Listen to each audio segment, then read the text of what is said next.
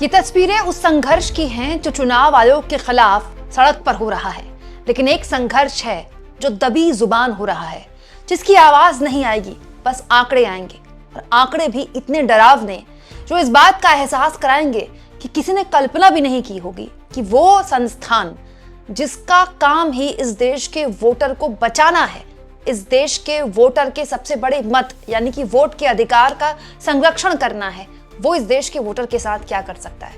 दोस्तों, क्या आप जानते हैं अभी पश्चिम बंगाल में एसआईआर पूरा भी नहीं हुआ है, लेकिन वहां 28 लाख लोगों के नाम काटे जा चुके हैं।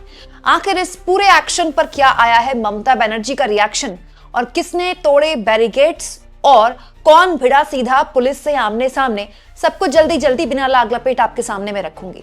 आप जानते हैं दोस्तों, देश के 12 राज्यों में एसआईआर हो रहा है। एसआईआर तो हो रहा है, लेकिन ये एसआईआर बन गया है बीएलओस की काल। हालांकि एसआईआर शुरू होने से पहले कभी बीएलओस ने सोचा भी नहीं होगा कि ये एसआईआर उनके लिए इतना बड़ा काल बन जाएगा, लेकिन इससे इतर एक बहुत ही हैरतअंगेज और परेशान करने वाला आंकड़ा आया है, मुझे लगा आपके सामने रखा जाए।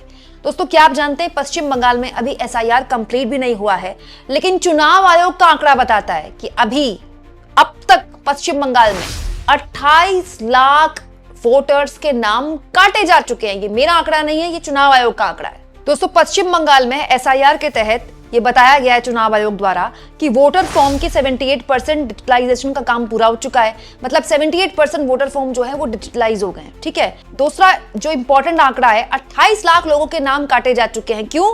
दोस्तों, चुनाव आयोग कहता है कि इनमें से 9 लाख वोटर मृत पाए गए। इसके अलावा बाकी बचे हुए लोगों का अता पता ही नहीं है, वो लापता है। यही वजह है कि उनके नाम काट दिए गए। मतलब 28 लाख में से केवल 9 लाख मृत पाए गए हैं, बाकी बहुताया जो नाम कटे हैं उनका अता पता नहीं है। अब दोस्तों, ये जो अता पता नहीं है, इनमें से बहुत सारे लोग हो सकते हैं दूसरे शहर में चले गए हो काम करने के लिए, या उनका वहां वोटर लिस्ट में नाम आ गया हो, या फिर ये भी हो सकता है कि बहुत सारे लोगों को पता ही ना हो। क्योंकि जैसा कि मैं आपको पहले इस खबर में बता चुकी हूं, अपनी मेरे जैसे बहुत से ऐसे लोग हैं जो सोसाइटीज में रहते हैं, राइट। अब उन सोसाइटीज में तो, हमारे घरों में तो अभी तक कोई बीएलओ नहीं आया। बाद में पता चला कि कोई बीएलओ क्लब हाउस में आते हैं, वो 2 घंटे के लिए, उसके बाद चले जाते हैं। वो भी तब जब आखिरी डेट थी, हमको तो पता भी नहीं चला। तो क्या ऐसे लोग थे जिनको पता ही नहीं था, या उनके घर में बीएलओ गए ही नहीं, उनके भी नाम कटे हैं? मतलब ये जो लापता लोग हैं, कौन लापता लोग हैं? क्या ये घुसपैठिए हैं, या ये दूसरे शहरों में शिफ्ट हो गए? इसका कोई तो आंकड़ा देना चाहिए ना चुनाव आयोग को।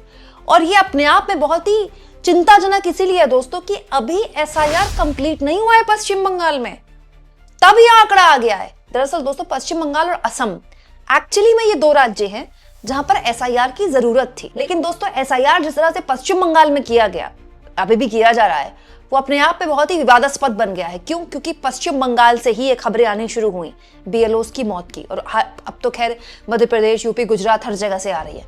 दूसरा, यहाँ पर बहुत से कंसर्न्स ममता बनर्जी पहले ही उठा चुकी है, उसको पूर्व में आपको दिखा भी चुकी हूँ। 2 चिट्ठियां ज्ञानेश कुमार को ममता बनर्जी लिख भी चुकी हैं।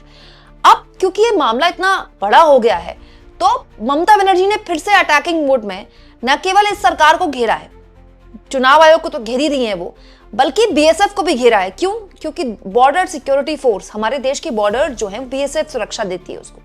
तो बीजेपी कहती है कि पश्चिम बंगाल में घुसपैठी है, तो ममता बनर्जी ये कह रही है कि पश्चिम बंगाल में जो सीमा से सटे हुए इलाके हैं बांग्लादेशी, वहां पर अगर कोई बांग्लादेशी आ रहा है तो ममता बनर्जी की पुलिस तो सुरक्षा देती नहीं है, बीएसएफ देती है, और बीएसएफ सेंट्रल फोर्स है। तो आपकी सेंट्रल फोर्स कर क्या रही थी? सीधा सीधा सवाल ममता बनर्जी ने बीएसएफ और केंद्र की मोदी सरकार और अमित शाह पर उठा दिया कि भाई आपकी फोर्सेस करती क्या है कि बांग्लादेशी आ जाते हैं। हालांकि ये मामला अब राजनीतिक नहीं है दोस्तों, क्योंकि ये अब जानलेवा हो चुका है। आज ही मैं आपको ये खबर दिखा चुकी हूँ, बहुत ही परेशान करने वाली खबर है दोस्तों, जिसमें 22 दिनों में 7 राज्यों में 25 बीएलओ की मौत हो चुकी है। इनकी तो कोई गिनती ही नहीं है, इनको तो कोई पूछ ही नहीं रहा है। ये अपने आप में बहुत ही खतरनाक, मतलब एक तरह का केस स्टडी बन चुका है। आज भले ही मीडिया इसको कवर ना कर रहा हो, आप यकीन मानिएगा आज से 5, 10 साल, 15, 20 साल बाद इस एसआईआर को ऐसे याद किया जाएगा जैसे नसबंदी को याद किया जाता है। इमरजेंसी के दौरान से पकड़ पकड़ कर लोगों की नसबंदी कराई जा रही थी। ये एसआईआर जिस तरह से जानलेवा हो गया, बीएलओस की जिस तरह से देश भर में जान जा रही है, अभी तो 12 राज्यों में हुआ है, तो ये आंकड़ा 25 हो चुका है। देश भर में जब तक कंप्लीट होगा तो पता नहीं आंकड़ा कहां तक पहुंच जाएगा। इस एसआईआर को और इस चुनाव आयोग को इन सब चीजों के लिए याद रखा जाएगा। और याद रखा जाएगा ज्ञानेश कुमार को, क्योंकि उनके रहते ये सब कुछ हुआ है। अब आ जाते हैं प्रोटेस्ट की, जो तस्वीरें मैंने आपको शुरुआत में दिखाई। इस पूरे मुद्दे को लेकर अलग अलग पॉलिटिकल पार्टीज दोस्तों जमीन में प्रोटेस्ट कर रही हैं। आप जानते हैं टीएमसी तो खैर जबरदस्त तरीके से मार्च निकाल रही है, खुद ममता बनर्जी 2 बार मार्च निकाल चुकी हैं इसको लेकर। वहीं दूसरी ओर पंजाब में कांग्रेस पार्टी के, यूथ कांग्रेस के कार्यकर्ताओं ने भी प्रदर्शन किया। हालांकि वहां पर स्थानीय मुद्दे को लेकर प्रदर्शन भी था और वोट चोरी के मुद्दे को लेकर प्रदर्शन था। और यहाँ पंजाब पुलिस से आमना सामना हो गया कार्यकर्ताओं को, कांग्रेस पार्टी के कार्यकर्ताओं का। बैरिकेड चढ़ने की कोशिश यहाँ पर जो कार्यकर्ता कर रहे थे, पुलिस उनको रोक रही थी और कुछ इस तरह का संघर्ष पुलिस और कांग्रेस पार्टी के कार्यकर्ताओं के बीच देखने को मिला। कांग्रेस पार्टी के कार्यकर्ता देश भर में प्रदर्शन कर रहे हैं, अलग अलग जगह प्रदर्शन कर रहे हैं। कई जगह कांग्रेस पार्टी के कार्यकर्ताओं ने चुनाव आयोग के दफ्तर को भी निशाने पर बनाया, कुछ जगह पर उन पर एक्शन भी हुआ। लेकिन ये जो अभियान है, ये सड़क पर कांग्रेस पार्टी के जो यूथ कांग्रेस के नेता हैं वो लगातार उतार रहे हैं, उसको लेकर चर्चा भी हो रही है।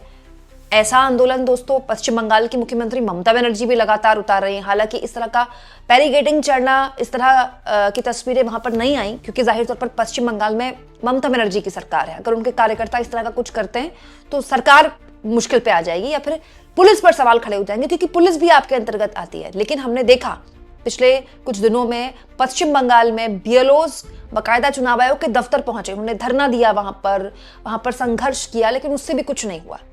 पॉइंट ये है दोस्तों कि इसका नतीजा क्या निकलेगा, क्योंकि दोस्तों बिहार में हमने देखा 60 लाख से ऊपर लोगों के नाम काट दिए गए, उनमें से कुछ सुप्रीम कोर्ट तक पहुंच गए। जिंदा लोगों को योगेंद्र यादव ने खड़ा कर दिया कि इनको मृत बना दिया गया है।